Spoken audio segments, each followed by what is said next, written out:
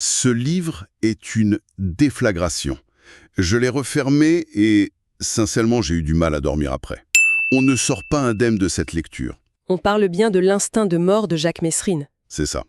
C'est une exploration brutale, une plongée tête la première dans la psyché d'un homme qui décide de faire de sa vie une course effrénée à la destruction. Et d'y prendre un plaisir quasi jouissif. Le seul mot qui me vient, c'est jigsaw, vertigineux. On y rencontre Jacques Messrine bien avant le mythe. Bien avant l'ennemi public numéro 1. On le rencontre quand il n'est encore personne. Et le récit nous jette direct au cœur du chaos. Il n'y a pas de préambule, pas d'avertissement. Dès la première page, on est déjà en chute libre avec lui. Et le paradoxe est total. C'est l'histoire d'un homme qui écrit sa propre légende. Depuis une cellule de haute sécurité. En sachant très bien que chaque mot qu'il pose sur le papier, c'est un clou que plus dans son propre cercueil. C'est complètement dingue, non? Il va devenir l'homme le plus recherché de France. Et ce livre, c'est son arme la plus redoutable. Et en même temps, sa condamnation finale. Alors pour comprendre, il faut revenir au tout début. Le point de départ, c'est pas un braquage. Non, le point de départ, c'est un retour. Jacques Messrine rentre de la guerre d'Algérie. Il a été dans les commandos, il a vu l'horreur à l'état pur, il a appris à tuer. Et là, la société des années 60 attend de lui qu'il se range. Qu'il oublie tout ça, qu'il prenne le petit boulot que son père lui a trouvé dans une boîte de tissu et qu'il rentre dans le rang. Oui, et ce qui est si puissant dans le bouquin, c'est la violence de son rejet. Il ne dit pas juste « je n'aime pas ce monde ». Non, il le vomit. C'est ça, le mot est juste. Il le vomit. Il décrit le Paris qu'il retrouve avec un dégoût viscéral. Il parle des gueules tristes dans le métro, de ces robots exploités. Pour lui, cette vie, le métro boulot dodo, c'est une prison. Une prison bien pire que celle en béton qu'il va connaître. La criminalité pour lui, c'est pas un accident de parcours, tu vois. C'est une décision. Une décision réfléchie. C'est exactement ça. Il le présente comme un choix existentiel, délibéré, pour échapper à ce qu'il voit comme une condamnation à l'ennui, une mort lente. Il préfère une vie courte et intense. Voilà. Le crime, pour lui, c'est un acte de liberté. Une façon de reprendre le contrôle. Absolument. Et tout au début, il y a cette scène qui peut sembler anecdotique, mais qui est en fait la clé de tout. Ah oui, la mésange. La mésange. Une scène presque enfantine. Il est ado, il a une carabine à plomb, et par accident, il tue une mésange qui chantait. Et il est dévasté. Il est dévasté. Il raconte qu'il se met à sangloter, il pleure toutes les larmes de son corps. Et il écrit cette phrase terrible, qui résonne. Je la connais. C'était peut-être ce que j'avais de bon en moi que je venais de tuer. C'est glaçant. On sent vraiment une porte qui se ferme à ce moment-là. Ce qui est fascinant, c'est le contraste. Ce remords, cette tristesse pure pour un petit oiseau, c'est le point de référence pour toute la violence froide, calculée qu'il va décrire après. Sans jamais sourciller. Jamais. C'est comme s'il nous montrait un instant l'homme qu'il aurait pu être, juste avant de nous présenter le monstre qu'il a choisi de devenir. Il ferme la porte à double tour et il jette la clé. Et cette décision, ce n'est pas qu'une pulsion, c'est un projet. Il se construit un personnage. Le bandit d'honneur. De bout en bout, il ne laisse rien au hasard. Il se sculpte une image.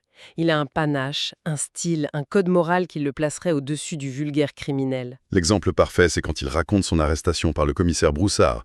Pour n'importe qui d'autre, ce serait une défaite, une humiliation. Ah oui, mais lui, il transforme ça en duel de titans. Il écrit « Face à face, il n'y avait plus l'ennemi public face au patron des anti-gangs, mais deux hommes, deux durs, une histoire d'hommes. » Voilà, que le citoyen ordinaire, comme il dit, ne peut pas comprendre. Il se met sur un autre plan, presque mythologique. Et son écriture elle-même est une construction. C'est un vrai patchwork de style. C'est vrai. Il emprunte au jargon du polar des phrases sèches.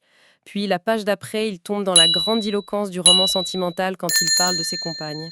Et d'un coup, ça rebascule dans la précision clinique d'un fait divers pour décrire un braquage. C'est presque schizophrène. Mais tout ça, ça sert une seule idée, un mot qui revient en boucle comme une obsession. Le destin. Le destin. Pour lui, tout est écrit d'avance. Il est un tigre dans une jungle. Du coup, il n'est pas responsable. Il ne fait que jouer son rôle. Exactement. C'est une posture incroyablement efficace pour se déresponsabiliser de tout en se donnant une stature tragique. Il n'est pas un salaud, il est une force de la nature. Et ce qui est hallucinant, c'est qu'on a la trace de cette stratégie en temps réel. On a retrouvé une lettre du 31 décembre 1977.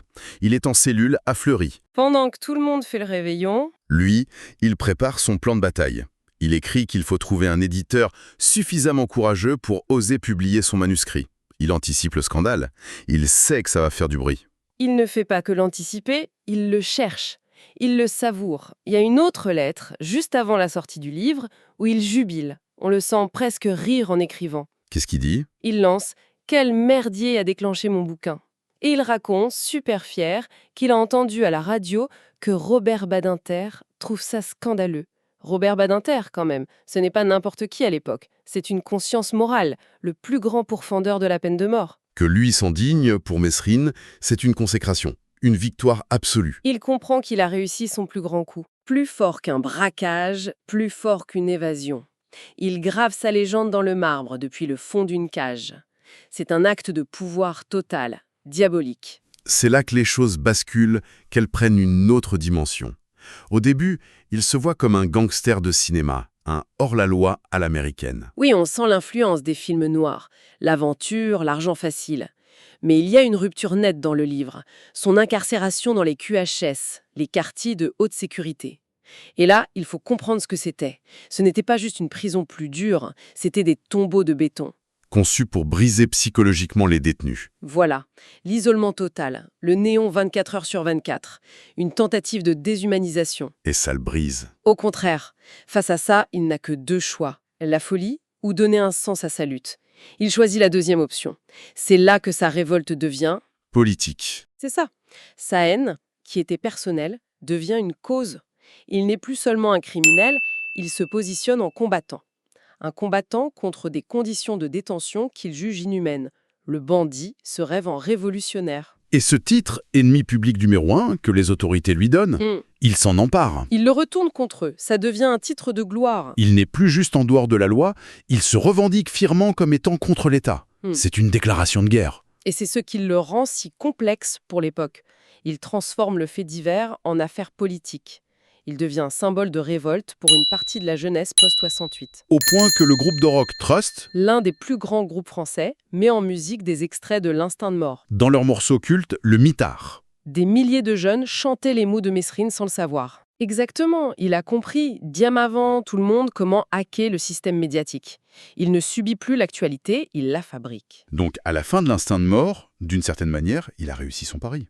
Ah, complètement. Il est passé de petit voyou à icône, le criminel le plus célèbre de France. Il a écrit son histoire, il s'est évadé des prisons les plus sûres, il est au sommet de sa propre mythologie. Il est devenu son personnage. La créature a dépassé le créateur. Mais une fois que la légende est écrite, que le personnage est plus grand que l'homme, une question terrifiante se pose. Comment survivre à son propre mythe? Ou est-ce que c'est seulement possible? Ou est-ce que la seule fin imaginable pour un tel personnage est celle, violente et spectaculaire, qu'il a lui-même annoncée depuis la toute première page de son livre? Tiens, justement, ça me fait penser, j'ai une bonne nouvelle pour vous qui nous écoutez.